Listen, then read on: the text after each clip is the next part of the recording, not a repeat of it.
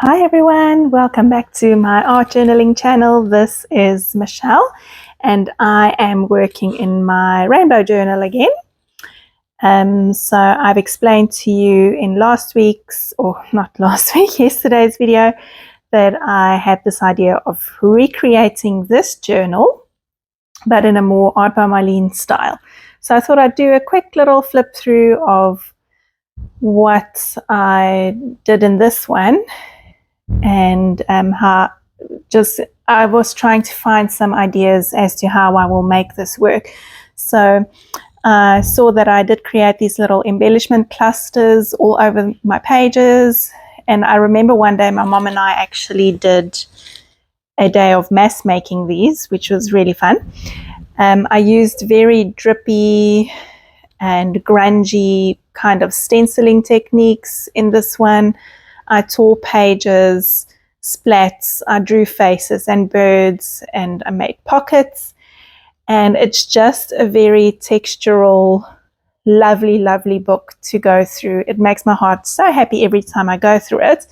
And that's why I decided I will try and recreate something similar with my Art by Marlene products. In this one, I used a lot of vintage photos that I found at a charity shop, and these photos were actually from the 1920s, so really nice to have them and to give them a new lease of life. They were going to get thrown out, so I do not feel guilty or anything when I do use them, because I feel like at least they're not being thrown out. Okay, some things that I'll be using in this journal is a lot of die cuts. I have some paper scraps. This particular die cut had these little circly bits that came out, and I love them, so I'll be using that. So I just grabbed a whole lot of things that I thought would be helpful to make these clusters with. On some of my older Marlene stickers, I added some glossy accents to some of them, just to give them a little bit of dimension and interest. And I actually kept the stickers and the elements in the sheets without popping them out, because I find sometimes with glossy accents the paper curl, but that way it didn't curl. The previous little transparency, I used a whole lot of stamps with archival ink, and I also used Marlene's stencils with black gesso. So this is my tiny stapler. I colored in the staplers with a pink paint pen before I started, because I really liked it, added extra pop of something. I'll be using the stapler and glue to attach most of my things. I also had some thread, some different kinds of tapes and things, and I thought I would just take you through the process of how I make a couple of them. So I really don't have an idea of what I'm going to do or where I'm going to start. I'm literally just grabbing some things and putting them together and stapling them down. I'm not faffing too much. If I find something works, then I put it down. I don't try and audition 700 pieces on one little thing to find a better option. If something works, then it goes down. So in a very short period of time, using that kind of technique, I could knock out a good couple of these. I did not record all of the ones that I made, because obviously this video is now already quite long, and I just wanted to show you a few. So on this one, I cut out one of my butterflies that I did in archival ink. I did not leave the archival ink to dry overnight, so you would have seen me being quite careful not to touch the ink itself while cutting. The gesso did dry quite quickly, which was nice. And now I'm just going to start building layers on layers and colors and textures. And I really, really like this one. I did hop over to my sewing machine, and I just put this through my sewing machine, and I did some thread bunching as well. So thread bunching is where you sew a little piece, then take the piece of paper out of the sewing machine and pull out some thread, then bunch it onto the card again, and just stick it through the machine again. I hope that made sense. I really like doing that. It just adds some extra texture and grunge to my projects. You'll see me, I've used a little die cut there. And then these bigger paper elements, this one I've gone and I've sewn all around it. I used a normal running stitch and some zigzag stitching over the top of that. Just makes it a little bit more interesting, and stapling it down.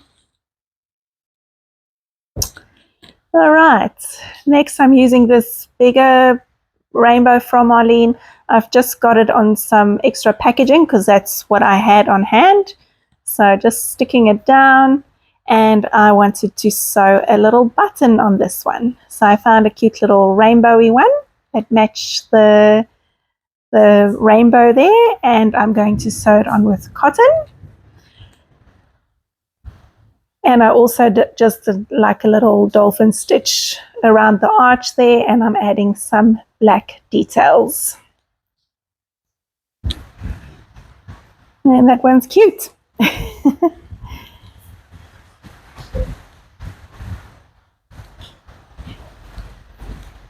So I'm trying to use my offcuts before I tear more things out and creating more things to store. This is a great way to actually use up scraps and offcuts, and so they don't just lie there waiting for Kingdom Come, but they are actually getting used. All right, one of my little glossy accent color wheels, and I also used a piece of Marlene's paper pad, and I just punched out some holes with my hole punch to create some extra texture and interest. So all of these elements, when they go down onto the page, I might add more things, I might not. But I have noticed whenever I picked up that other journal, there's always something else to discover in there. So a page is not just a page. The page kind of invites you into looking a little bit deeper and to really spend time looking at what is on there. Okay, I've ripped my page in half. Scary, I know, but I did it. And I'm just auditioning which of these elements I want to use.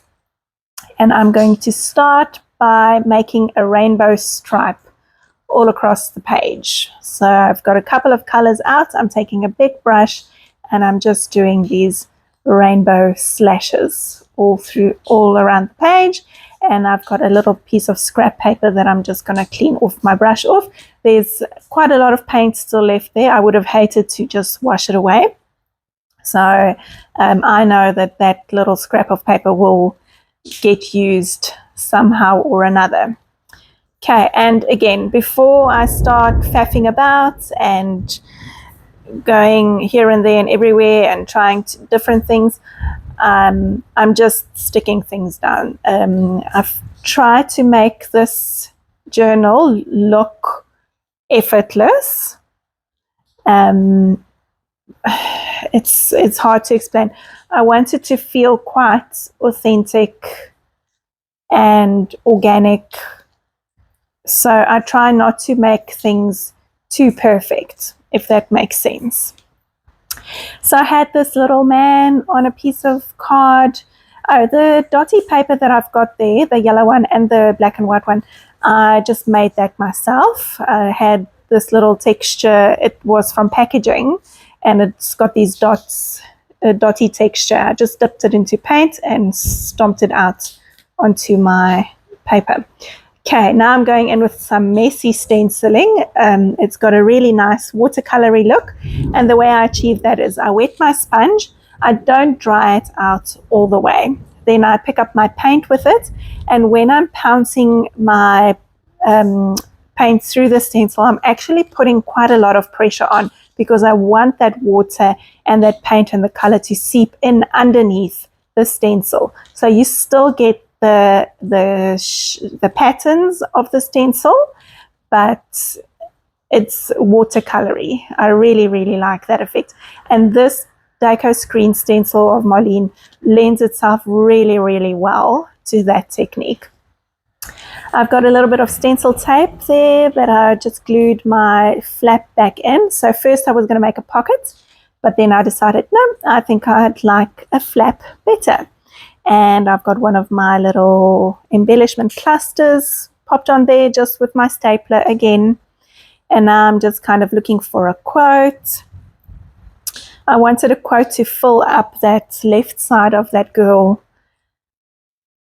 a bit more, so I didn't want just one word, and I didn't want one that was in a straight line horizontally. I wanted something vertical. So first I thought I would pop it down as is, but then it felt too heavy and bulky, so now I'm just cutting it into pieces, and you can still see that beautiful watercolory stencil coming through. This page I felt was a little bit bland, so I'm just going in with Marlene's acrylic markers, and I'm using the light blue and the dark blue together, making scallops and dots. And now I'm looking for a circle-y bit that I could use to add into that white space, and I found the edge of this pen. I have a little container that's got a lot of little mark making things that's not stamps or from a designer, that's like pen tubes and paper roll tubes and that sort of thing. And this pen actually has a little groove in the middle, so it made this cute little two half circle shapes together, which I really, really liked. Okay, onto the inside of my flap. I do apologize for taking this off screen. I was getting very caught up in the moment and getting very excited about this page and completely forgot about the camera. I apologize. I do bring it back at some stage again. If you can hear rain and thunder, I'm sorry. I'm talking louder, but I'm not sure if you can hear that. We are having quite an angry storm at the moment.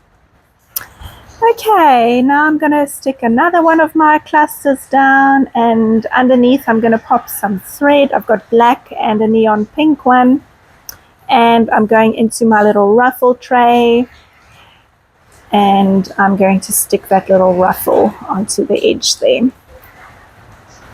It had some double-sided tape on, so it was fairly easy to just pull that back and pop it down.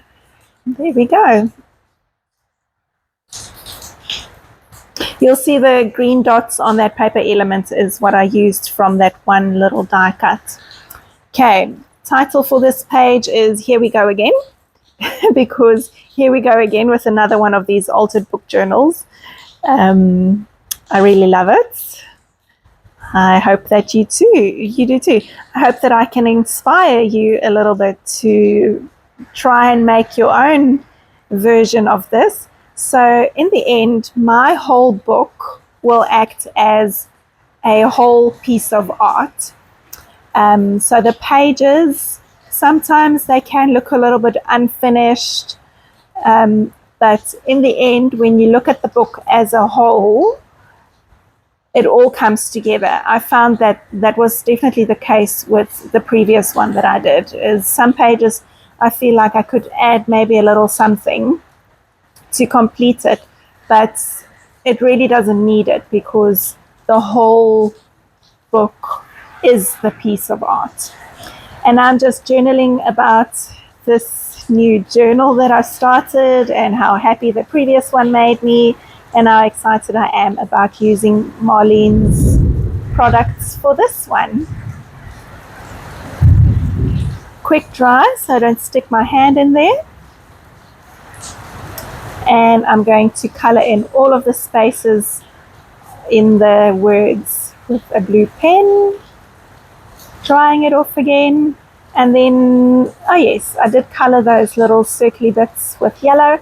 And then on the other page, I did extend a little bit of a shadow underneath that lady after I made some more marks.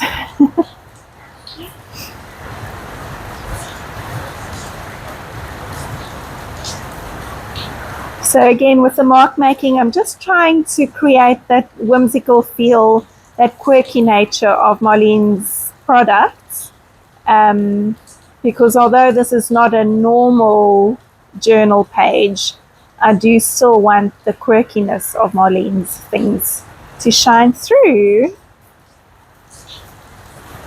And that is about it. Please let me know what you think of these. Please let me know if you are going to be attempting to make your own embellishments.